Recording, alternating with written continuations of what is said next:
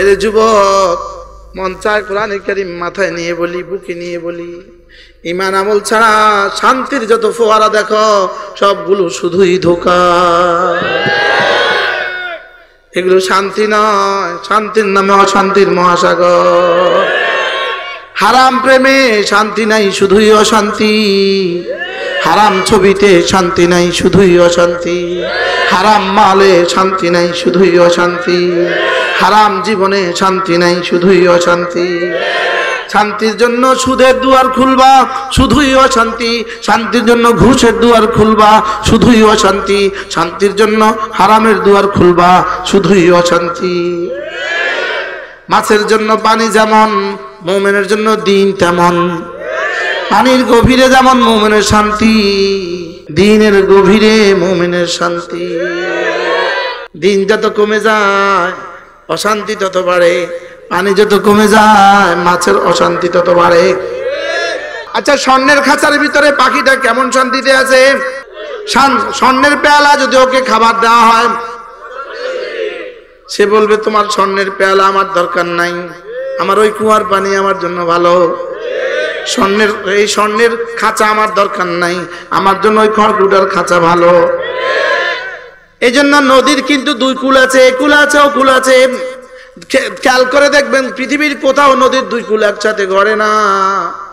একুল গড়লে বলেন, একুলে ভাঙলে ওকুল গড়ে। নদীর একুল গড়ে ওকুল ভাঙে, এই তো নদীর খেলা। সকাল বেলার ধনী রে তুই, ফকির সন্ধ্যা বেলা। নদীর একুল গড়ে ওকুল ভাঙে, দুপারে একসাথে গড়ে না। আল্লাহর কসম, হারাম দিয়ে যদি দুনিয়া গড়ে, এদিকে দুনিয়া গড়ে ওইদিকে আখিরাত ভাঙে। বলেন, এদিকে গড়ে ওদিকে ভাঙে, আর এদিকে ভাঙে ওদিকে গড়ে। ছেলেটাকে মাদ্রাসা দিয়ে বন্ধু হয়তো বা দুনিয়াতে কিছুটা গড়া বন্ধ করে দিয়েছেন, লেকিন আল্লাহর কসম ওকুলে ঘটতেছে। ইনি ডাক্তার শওকতকে চিনেন? ইনি ডাক্তার সাহেব, ডাক্তার শওকত চিনেন আপনারা? আপনাদের ক্যান্টনমেন্টের এই মানুষ। ছেলে হাফেজ হয়ে গেছে, একুল কিছুটা নষ্ট করে ফেলেছেন, ওকুল গড়ে দিয়েছেন। নদী কি দুই কুল গড়ে একসাথে? এজন্য একুল গড়ে ওকুল ভাঙেন। হ্যাঁ, আমাদের মসজিদের ইমামরা 10-12 হাজার টাকা বেতন, আলহামদুলিল্লাহ। একুল বেশি সুন্দর হয় নাই, লেকিন ওকুল গড়ে গেছে। আমাদের মাদ্রাসা ওয়ালারা 10-15 হাজার টাকা বেতন, কোনো অসুবিধা নাই, একুল ভেঙে দিয়েছে, ওকুল গড়ে গিয়েছে। আর একুলও তেমন বেশি ভাঙে নাই। আপনারা 2 রুটি খাইলে আমরা 4 রুটি খাই। আমরা কত রুটি খাইছি? একটা টুকরো খাই না, একটা টুকরো কোন রাত্রে খাই না। এজন্য ওয়াবতাগু মিন ফাদলিল্লাহ, নামাজ শেষে ফিরে যাও কাজে, কাজে গিয়ে রিজিক তালাশ করো। রিজিক তালাশ করতে করতে আমাকে ডাকো, লা ইলাহা ইল্লাল্লাহ। আল্লাহর নবী বলেন, ও আমার উম্মতেরা শুনো, তোমাদের মধ্যে কেউ যদি প্রতিদিন 100 বার কালিমায়ে তাইয়্যিবা পড়ো, আমি নবী কথা দিলাম আল্লাহ তাআলা তাকে হাসরের ময়দানে তুলবেন না, অবশ্যই তুলবেন, তার চেহারা হবে পূর্ণিমার চাঁদের মতো। পড়বো তো প্রতিদিন 100 বার ইনশাআল্লাহ। কোন? আচ্ছা, যদি বাংলাদেশ ব্যাংকের ট্রেজারির মালিকও আপনি হয়ে যান, আপনি বলুন তো দেখি বন্ধু, কতদিন চলবে? মোট কতদিন জীবন আছে? যতদিন হায়াত আছে যতদিন। এবার আমার রব বলেন, ওয়াবুদ রাব্বাকা হাত্তা ইয়াতিয়াকাল ইয়াকিন। তুমি কালেমা পড়তে থাকো, তুমি নামাজ পড়তে থাকো, তুমি রোজা রাখতে থাকো। কতদিন রাখবা? মওত আসা পর্যন্ত। কতদিন? হুবহু কি ওটা একটা মিলছে না? হ্যাঁ, কি মিলছে? টাকা নিতে থাকো মানা করা পর্যন্ত। এখানে কি বলে আল্লাহ? ইবাদত করতে থাকো। এই জন্যই তো সাহাবা একরাম আর কিছু করেন নাই, শুধু ইবাদত করছে। কি লেগা? আর আমরা এখন আমাকে বলছে টাকা নিতে, যা ইচ্ছা নেও। আচ্ছা, রাখেন টাকা, শুধু এদিকে চালের বড় বড় চাতাল আছে না, ফ্যাক্টরি আছে না, তা আপনাকে বললো, কোম্পানি বললো যা পারেন ঠেলা গাড়ি একটা আনেন, মানা করা পর্যন্ত যা পারেন লই আসেন। পিকআপ একটা আনেন, মানা করা পর্যন্ত যা পারেন নেন। আপনি কোন চাই? ইমানদারিতে কোন চাই? এবার আপনি খেলা দেখবেন না? আরে টাকা রাখেন, টাকা রাখেন, ধান শুধু বালু বালু। ময়নামতি বালু আছে, বালু বালু।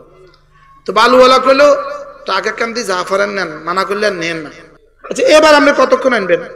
হ্যাঁ দরকার না, ইন্নালিল্লাহ কয়ে থাক না, বালু কম দাম। ইন্নালিল্লাহি ওয়া ইন্না ইলাইহি রাজিউন। কোটি কোটি টাকার বাণিজ্য চলে এখানে, ঘুমতে মসজিদ কোটি কোটি টাকার বাণিজ্য চলে কিনা বলে না? ইয়ালামুনা যাহিরাম মিনাল হায়াতিদ দুনিয়া ওয়া হুম আনিল আখিরাতি হুম গাফিলুন। রব্বুল আলামিন বলেন এরা দুনিয়া বুঝলো 16 আনা, আখিরাত বুঝলো না 1 আনা। ইয়া আইয়ুহাল্লাযীনা আমানু, হে ঈমানওয়ালারা, এক মা যেমন তার মেয়েকে কত ভালোবেসে ডাক দেয়, মা মা কিন্তু মেয়েকে নাম ধরে না ডেকে মা ডাকে, ছেলেকে নাম ধরে না ডেকে আব্বু ডাকে।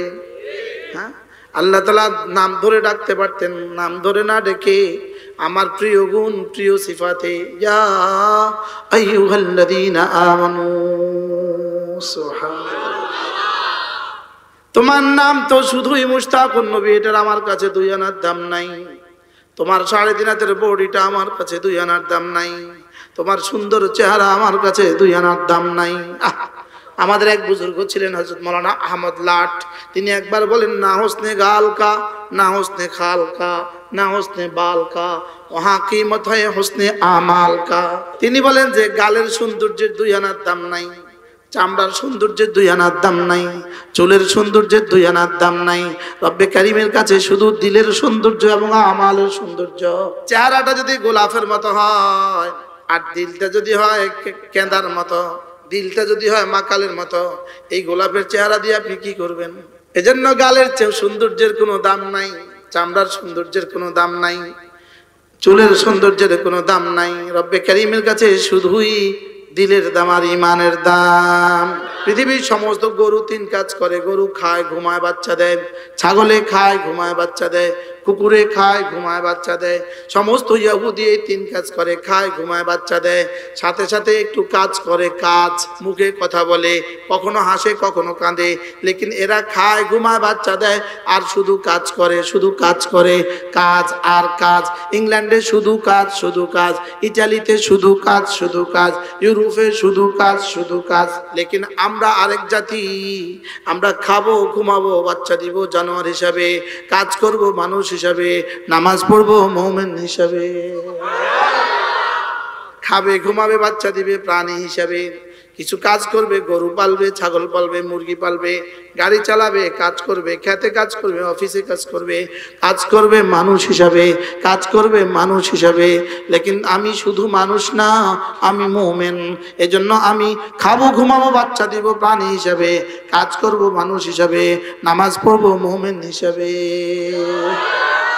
আমার জীবনের সিদ্ধান্ত হবে, এখন শুনলাম 3টা। 1 নম্বরে ঈমান, 1 নম্বরে কি ঈমান, 2 নম্বরে কাজ, 3 নম্বরে নামাজ। সুবহানাল্লাহ। তাহলে আমি কৃষক তো কৃষি আমার কাজ, আমি ড্রাইভার তো ড্রাইভিং আমার কাজ, আমি শ্রমিক তো পরিশ্রম আমার কাজ, আমি ফ্যাক্টরিওয়ালা তো ফ্যাক্টরিতে আমার কাজ, ইনি সাংবাদিক তো লেখালেখি করা ইনার কাজ, ইনি ডাক্তার রোগী দেখা ইনার কাজ, মেম্বার সাহেব অফিসে বসা মেম্বার সাহেবের কাজ, চেয়ারম্যান দফতরে বসা চেয়ারম্যান সাহেবের কাজ, টিউনো সাহেব অফিসে বসা টিউনো সাহেবের কাজ, স্টুডেন্ট পড়তে বসা তার কাজ, টিচার স্কুলে যাওয়া তার কাজ। তার কি? তাহলে কাজ চলবে কাজের গতিতে, কাজ চলবে কাজের গতিতে, কাজ চলবে ফজর থেকে জোহর, জোহরের সময় ছুটে এসে নামাজ, আবার চলবে কাজ, আসরে ফিরে এসে নামাজ, আবার চলবে কাজ, আবার মাগরিবে নামাজ, আবার চলবে কাজ, আবার এশায় নামাজ, আবার চলবে কাজ, আবার ফজরের নামাজ। বলে হুজুর আমি কেন নামাজ পড়তে হবে আমাকে? কারণ আমি ইহুদি না, এজন্য নামাজ পড়তে হবে। কাজ কেন করতে হবে? কারণ আমি গরু না, এজন্য কাজ করতে হবে। আমি ছাগল না, এজন্য আমাকে কাজ করা লাগবে। ছাগলে কাজ করতে হয় না, গরু কাজ করতে হয় না, হ্যাঁ কুকুরে কাজ করতে হয় না, বিড়ালে কাজ করতে হয় না, কোনো প্রাণী কাজ করতে হয় না, তেলাপিয়া মাছ কাজ করে না। তাইলে আমি কাজ করব কেন? মানুষ, এই জন্য আমি কাজ করব। আমি গরু না, ছাগল না, এজন্য আমি কাজ করব। এবার বলবেন আমি নামাজ পড়বো কেন? আমি ইহুদি না, এজন্য আমি নামাজ পড়বো। আর যদি তুমি ভালো মনে করো যে আমার কলিজায় ঈমান নাই, তাহলে তুমি আর ইহুদি বরাবর, তুমি আর নাসারা বরাবর, তুমি আর বেঈমান বরাবর। তাহলে আমার জীবনের সিদ্ধান্ত ঈমান, কাজ, নামাজ।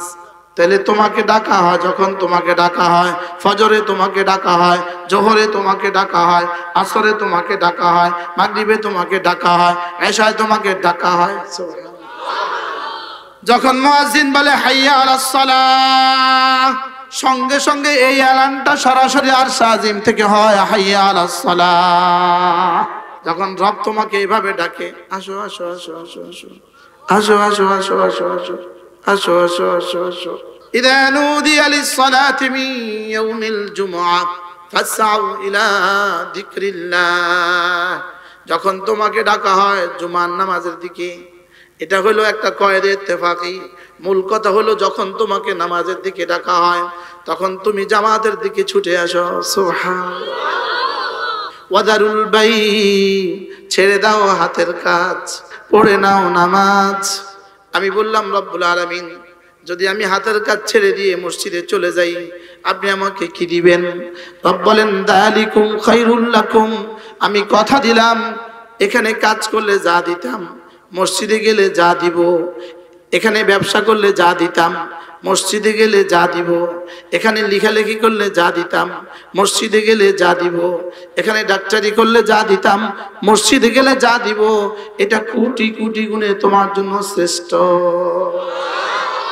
এবার রব্বুল আলামিন বলেন ইন কুনতুম তা'লামুন, যদি তুমি বুঝতে।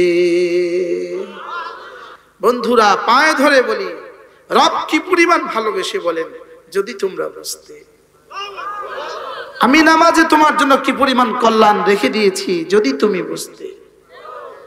আমি নামাজে কি পরিমাণ কামিয়াবি আর সফলতা তোমার জন্য রেখে দিয়েছি, যদি তুমি বুঝতে। ইন কুনতুম তা'লামুন। আমি যেন বললাম রব্বুল আলামিন, থাকবো কাজে, আজান হলে ছুটে যাব নামাজে। তাইলে বোঝা গেল এই আয়াত থেকে একটা পাইলাম কাজ আর নামাজ, দুই কাজ পাইলাম, কাজ আর নামাজ। আমি বললাম রব্বুল আলামিন, আর কোনো কাজ আছে কিনা? রব্বুল আলামিন বলেন নামাজ শেষে ফাইদা কুদিয়াতিস সালাতু ফান্তাশিরু ফিল আরদি, নামাজ শেষে আবার ফিরে যাও কাজে। আমি বললাম রব্বুল আলামিন, কাজে গিয়ে কি করব? কাজের ফাঁকে ফাঁকে টেলিভিশন দেখব, কাজের ফাঁকে ফাঁকে ছবি দেখব, কাজের ফাঁকে ফাঁকে ইউটিউব দেখব, কাজের ফাঁকে ফাঁকে কি করব? রব্বুল আলামিন বলেন ওয়াযকুরুল্লাহ কাসীরা, কাজের ফাঁকে ফাঁকে বেশি করে করে ডাকো আমাকে। কাজ করবা হাতে, জবান যেন আমাকে ডাকে। রব্বুল আলামিন বলেন হাতে কামাও দুনিয়া, জবানে কামাও আখিরাত। মাঠে আলু লাগাও, জবানে জান্নাত লাগাও। হাতে তো আলু লাগাও, জবানে জান্নাতে গাছ লাগাও। হাতে তো ঘাস কাটো, জবানে জান্নাত কামাও। আমি বলবো হাতে কামাও দুনিয়া, জবানে কামাও জান্নাত। এই জন্য মসজিদ থেকে বের হওয়ার সময় একটা দোয়া পড়ে বের হয়েও, আল্লাহুম্মা ইন্নী আসআলুকা মিন ফাদলিক। যেহেতু আল্লাহ বলেছেন ওয়াবতাগু মিন ফাদলিল্লাহ, কাজে গিয়ে রিজিক তালাশ করো। এজন্য ফাদলিক, আল্লাহ তোমার রিজিক তালাশের জন্য বের হচ্ছি, তুমি আমার জন্য রিজিক তালাশের দুয়ার খুলে দাও। আল্লাহ মসজিদে এসেছি আপনার হুকুম পালনের জন্য, মসজিদ থেকে বের হয়ে আবার কাজে ফিরে যাব, এটাও আপনার হুকুমের জন্য। এরপরে আল্লাহ কাজে কেন যাচ্ছি? রিজিকের জন্য। এজন্য আল্লাহ আমি তো যাচ্ছি নামাজে, নামাজ থেকে যাচ্ছি কাজে, লেকিন রিজিক দিবেন আপনি। আল্লাহ আমি আপনার কাছে রিজিক চাই। সুবহানাল্লাহ। আচ্ছা, এই দোয়াটা যদি জীবনে একবার কবুল হয়ে যেত। পানি ছাড়া যেমন মাছ বাঁচতে পারে না, অক্সিজেন ছাড়া প্রাণী যেমন বাঁচতে পারে না, ঠিক তেমনি ভাবে আল্লাহর কসম নামাজ ছাড়া মুমিন বাঁচতে পারে না। আচ্ছা, পানির যত গভীরে মাছ তত স্বাধীন, সাগরের যত তলদেশে মাছ তত আরামদায়ক, মাছ যত ডাঙ্গায় তত পেরেশান। তাইলে বোঝা গেছে মুমিনের জন্য দিন হলো শান্তির মহাসাগর। যত দিনের গভীরে তত মুমিনের শান্তি, আর এখান থেকে যত বেরিয়ে আসবে তত মুমিনের অশান্তি। নামাজ জিকির করলে লোক শান্তি পাবে দেশের লোক, নামাজ জিকির যা কইতাম চাই সব কোরআনে কইয়া দেবে। এরা সব বুঝে, দুনিয়া মাটির দাম বুঝলো, লেকিন আখিরাতের জন্য কালেমার দাম বুঝলো না। দুনিয়া বালির দাম বুঝলো, লেকিন আখিরাতের জন্য হীরার দাম বুঝলো না। আখিরাতে কি বুঝলো না? তাহলে চলো নিয়ত করি, আজ থেকে দুই কাজ করব, নামাজ জিকির, নামাজ জিকির। 5 ওয়াক্ত নামাজ পড়বো তো, ফাঁকে ফাঁকে কিছু কিছু জিকির আজকাল করবো তো, কমপক্ষে প্রতিদিন বন্ধু 33 বার, 5 নামাজের পরে 33 বার সুবহানাল্লাহ, 33 বার আলহামদুলিল্লাহ, 34 বার আল্লাহু আকবার। ফজরে হবে 100 বার, জোহরে হবে 100 বার, আসরে হবে 100 বার, মাগরিবে হবে 100 বার, এশায় হবে 100 বার, ফজরে হবে 100 বার, এভাবে প্রতিদিন 600 বার। আচ্ছা, এই 33 34 বার বলতে কত মিনিট লাগার কথা? মোট 100 বার বলতে কতক্ষণ লাগবে? 3 মিনিট। তো ফজরে 3 মিনিট, জোহরে 3 মিনিট, আসরে 3 মিনিট, মাগরিবে 3 মিনিট, এশায় 3 মিনিট, ঘুমাবার সময় 3 মিনিট, এই 3 6 18 মিনিট দিয়ে যদি আমার রিজিকের দুয়ার খুলে কেমন হবে? আমার সুখের দুয়ার খুলে তো কেমন হবে? এবার আল্লাহর নবী বলেন, কোন মানুষ যদি 5 ওয়াক্ত নামাজের পরে 33 বার পড়ে সুবহানাল্লাহ, 33 বার পড়ে আলহামদুলিল্লাহ, 34 বার পড়ে আল্লাহু আকবার, আল্লাহর রাসূল বলেন গুফরাত খাতায়াহু, আল্লাহ তাআলা তার গুনাহগুলোকে মুছে দিবে, ওয়ালাউ কাসুরাত, গুনাহ যত বেশি হোক না কেন। আজ থেকে পড়বো তো ইনশাআল্লাহ। যুবক, কোথায় গেলে শিখবা এগুলো? এগুলো না শিখলে জীবনটা কেমন হবে? আর এগুলো শিখলে আর করলে জীবনটা কেমন হবে? আল্লাহর কসম, দুনিয়া সুন্দর, আখিরাত সুন্দর। দুনিয়া সুন্দর, পড়বো তো ইনশাআল্লাহ। তাহলে ওই যে নামাজ আর জিকির, নামাজ আর কি, দুটোটা তো পাইলাম না, নামাজ আর জিকির। আজকের এটা কি শুধুই ওয়াজ হয়েছে নাকি প্রশিক্ষণও হয়ে গেছে? ওয়াজ তো এমনই হওয়া উচিত ছিল না? আমাদের শিক্ষা যেমন হয়ে গেছে বাস্তবতা বিমুখ, আর আমাদের ওয়াজও হয়ে গেছে বাস্তবতা বিমুখ। শিক্ষাও শিখবে কি গিয়া জানে না কি শিখবে, কি যা ইচ্ছা তা করে, তিরিং বিরিং, ঠিকই তো, মনে যা চায় তাই করে। এই সাধারণ মানুষগুলোর সেন্সটা গেল কোথাও? এতটুকু কমন সেন্স গেল কই? কিরে, ঘুমানো শেখানোর জন্য কি স্কুলে যেতে হয়? ঘুম থেকে উঠে কি পড়তে হয় এটার জন্যই না স্কুলে যেতে হয়? হ্যাঁ, যে ঘুমাবার আগে তোমাকে কি পড়তে হবে? আল্লাহুম্মা বিইসমিকা আমুতু ওয়া আহইয়া। ঘুম থেকে উঠে তোমাকে কি পড়তে হবে? আলহামদুলিল্লাহিল্লাযী আহইয়ানা বা'দামা আমাতানা ওয়া ইলাইহিন নুশুর। আল্লাহ, আপনার এই প্রশংসা, আপনি ঘুম থেকে, মৃত্যু থেকে আমাকে আবার জাগালেন, আপনি আবার মৃত্যু দিবেন, আপনার কাছে আবার তুলে নিবেন। তো এটা না শিখে কি শিখাইতেছে? শিখানো উচিত ছিল কি, যেটা উচিত ছিল এটা শিখাতে গেলে হয়ে যায় সেকেলে আর পুরাতন, আর যেটা কোনো প্রয়োজন নাই সেটা শিখিয়ে দিলে হয়ে যায় শিক্ষা, আধুনিক শিক্ষা। আধুনিকতার নামে জাতিকে ধ্বংস করা। তাইলে বোঝা গেছে শিক্ষা হবে দুই প্রকারের, একটা হবে বাস্তবমুখী শিক্ষা, আরেকটা হবে ধর্মীয় শিক্ষা। ধর্মহীন শিক্ষা, কর্মহীন ধর্ম, ধর্মহীন শিক্ষা, কর্মহীন ধর্ম, এটা আমাদের ধর্ম না, এটা আমাদের শিক্ষা না। আমাদের ধর্মই কর্ম, কর্মই ধর্ম। সুবহানাল্লাহ বলে না? আমাদের ধর্মই কর্ম, কর্মই ধর্ম। আমার যে কোনো কাজ হয়ে যায় আমার ধর্ম। আমি গরুর ঘাস কাটি, এটা হয়ে যায় ধর্ম, যদি নামাজটা ঠিক রাখি। আমি মসজিদে নামাজ পড়াবো, এবার নামাজ থেকে বের হয়ে নামাজ জোহর থেকে আসর পর্যন্ত আমি দোকানদারি করব, কোনো অসুবিধা নাই। আমার জীবনের ৪র্থ নম্বর কর্ম, আজকের ২৪ ঘন্টা ৪র্থ নম্বর কাজ হলো সমস্ত গুনাহ ছেড়ে দেওয়া। তাহলে আমার যদি এই 4টা কাজ আমি দৈনিক নিশ্চিত করতে পারি, এক নাম্বার কাজ করলাম কাজের মতো, 2 নাম্বার নামাজ পড়লাম নামাজের মতো, 3 নাম্বার জিকির করলাম জিকিরের মতো, 4 নাম্বার সমস্ত গুনাহ ছেড়ে দিলাম, আল্লাহর কসম বন্ধু তোমার দুনিয়া সুন্দর আখিরাত সুন্দর। মোটামুটি কি কিছু বুঝে আসছে? আজকে কি নিয়ে ঘরে যাবেন বলেন?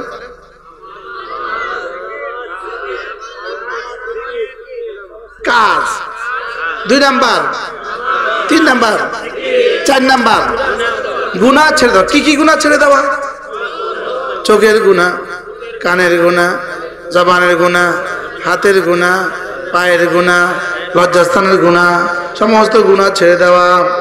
মোবাইলে গুনাহ করব না ইনশাআল্লাহ, ইনশাআল্লাহ। আল্লাহ এই মজলিসকে কবুল করেন। আল্লাহ আপনাদের সকলকে সুস্থতার জীবন দান করেন। আমাদের কিতাবগুলো আছে, আমাদের গাড়িতে পাওয়া যাবে 14টা কিতাব, যারা পারেন কিনে নিয়ে যাবেন।